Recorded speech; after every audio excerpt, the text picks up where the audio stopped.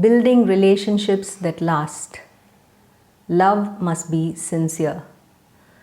In the first part of this series, we established the truth that the foundation for all relationships is our love for God and love for one another.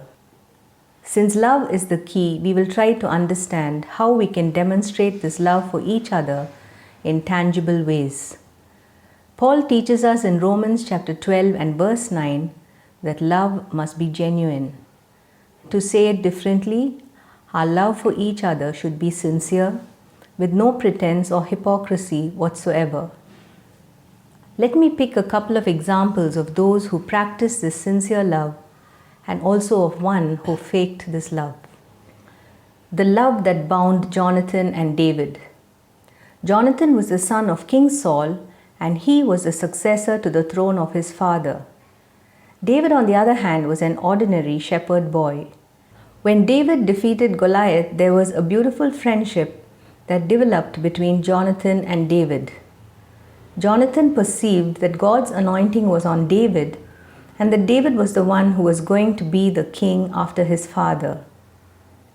Interestingly, there was no jealousy or ill feeling, but rather a genuine and deep love that Jonathan showered on David. It was this love that made Jonathan protect David from King Saul's rage and stood by David till the very end. The friendship between Jonathan and David is explained in 1 Samuel chapter 18 and verse 1. As soon as he had finished speaking to Saul, the soul of Jonathan was knit to the soul of David, and Jonathan loved him as his own soul. This was a soul-knitting love that developed between these two young men. Judas's spurious love. On the other hand, think about Judas Iscariot, the disciple of Jesus. He had the honor of being one of the 12 disciples whom Jesus prayed and chose. Judas heard every teaching of Jesus, witnessed every miracle, had every need taken care of, was handed over the responsibility of holding the money bag, and was the recipient of Jesus' unconditional love. However, somewhere along the way, Judas's heart was set on worldly things and turned against the Lord who called him. To everyone else, it appeared that he was with Jesus, when in reality, he was conspiring against Jesus. Not only did he agree to betray his master for 30 pieces of silver, let us look at the subtle way in which he actually carried out his plan. Here is one of the saddest questions in the New Testament when Jesus asked Judas in Luke chapter 22 and verse 48, "Judas, are you betraying the Son of Man with a kiss?" Judas's association with Jesus gave him the accessibility to approach him freely that night in the Garden of Gethsemane. And he did something most despicable. His sign to the conspirators who wanted to arrest Jesus was a kiss. A kiss, as we all know, is an expression of love and affection for someone dear to us, and this Judas used to betray the Son of God who loved him till the very end. No one can imagine the pain that Jesus must have felt for what seemed to others like a loving gesture by the disciple to his master was actually the camouflage of cruel betrayal. The agape love of Jesus. Nonetheless, the greatest example of love was lived out by our Lord Jesus, who came down to the earth with the sole purpose to save all of mankind from their sins. Jesus loved us so much, he was willing to lay down his life on the cross on behalf of each one of us. This love that Jesus demonstrated was a sacrificial, unconditional, undeserved, gracious, and intentional love. This love was best demonstrated by Jesus as he hung on the cruel cross. Listen to his words of love as recorded in Luke chapter 23 and verse 34. Jesus said, "Father, forgive them, for they don't know what they are doing."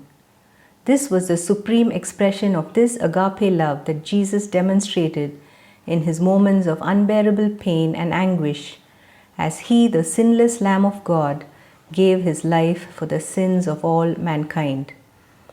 If we want to know how this love should be demonstrated in our everyday relationship, here's the way Paul explains it in 1 Corinthians chapter 13, verses 4 to 8. Love is patient and kind. Love does not envy or boast. It is not arrogant or rude. It does not insist on its own way. It is not irritable or resentful. It does not rejoice at wrongdoing, but rejoices with the truth. Love bears all things, believes all things, hopes all things, endures all things. Love never ends. Oftentimes we claim to love people, but the question is our love sincere? Here are some questions we can ask ourselves to check if the love we demonstrate to others is a genuine love. Is what we are saying before the person and behind the person the same? Do we overlook faults of others or do we hold on to grudges? Do we sincerely care for the other person's welfare? Is there any hidden agenda or selfish motive in relating with someone? Are we willing to forgive others' faults and are we able to cover their offenses? Are we willing to go out of the way to help those who are unable to repay us in any way? Do we refrain from judging others based on outward appearances or hearsay? Do we gossip about others and freely pass on unauthenticated information to others? Do we feel grieved when people fall in some way, or do we gloat about their downfall? Do we demonstrate the characteristics of love as described in 1 Corinthians chapter 13, verses 4 to 8? Depending on our answers, we can analyze ourselves to see if we are on the right track and if our love is truly genuine. However, if we find ourselves falling short, it is time for us to ask the Lord to fill our hearts with His agape love. Honestly, we cannot love others with our own strength or efforts. May God's love so engulf us so we can share His genuine agape love in every one of our relationships. If you were blessed by this devotion, kindly share it with others.